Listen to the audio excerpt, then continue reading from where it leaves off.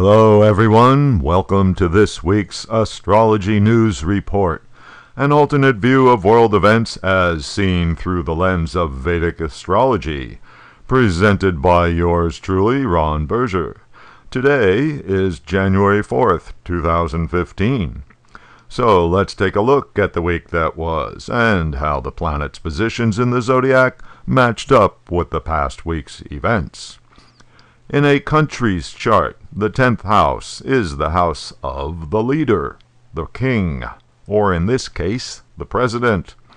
The 4th house, being directly opposite, is the house of the opposition to the leader, in other words, the Republicans. Uranus, the planet of rebellion and disruption, is now closely conjunct Ketu, the significator of past karma, dissatisfaction, and change. These two are now within a couple of degrees of each other, with the exact conjunction happening during the 3rd week of January.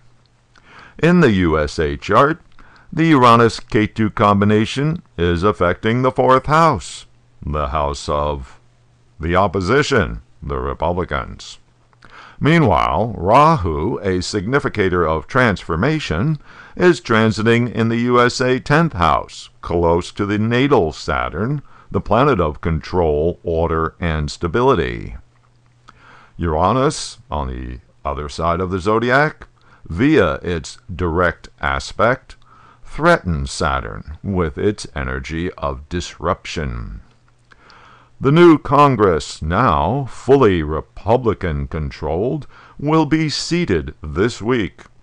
Already, the cracks in the supposedly unified Republican caucus are becoming obvious. House Speaker Johnny Boehner will be challenged. In the Senate, conservative Tea Party radicals are making their plans to disrupt any attempt at cooperation with the president. Meanwhile, the president himself, now free of having to run for any re-election, is obviously transforming his own tactics and promises to make full use of the veto pen and executive orders. So, looks like it will be a wild ride during the coming weeks. Lots of fodder for the talking heads.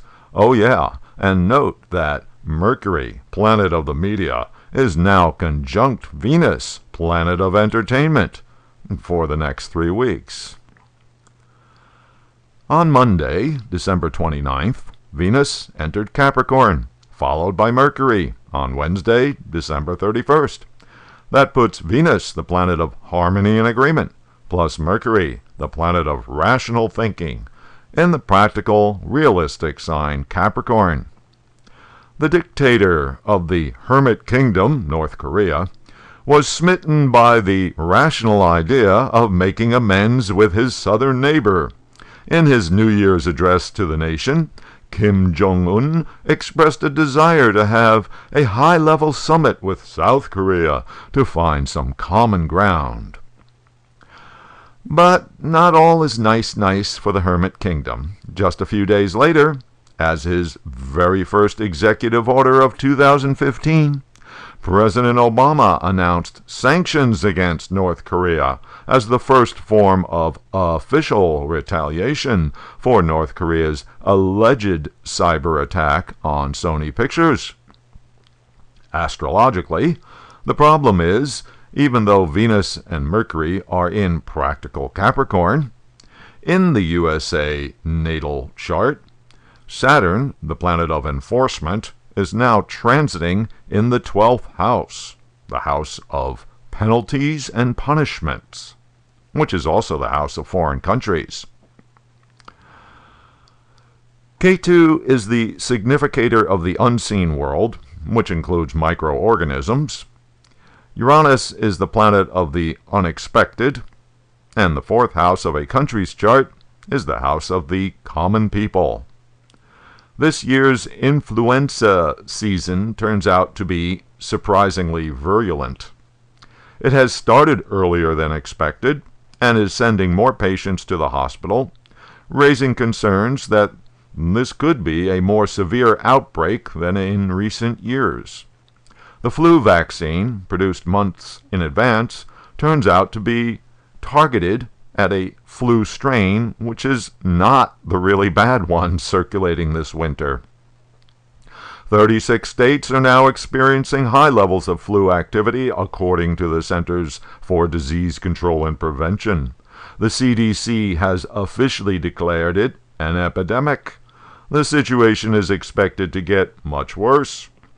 Looking ahead at the planetary action, we see that in mid-February, Mars, the planet of infection and injury, will be joining with the Ketu Uranus combination. It's not a good sign.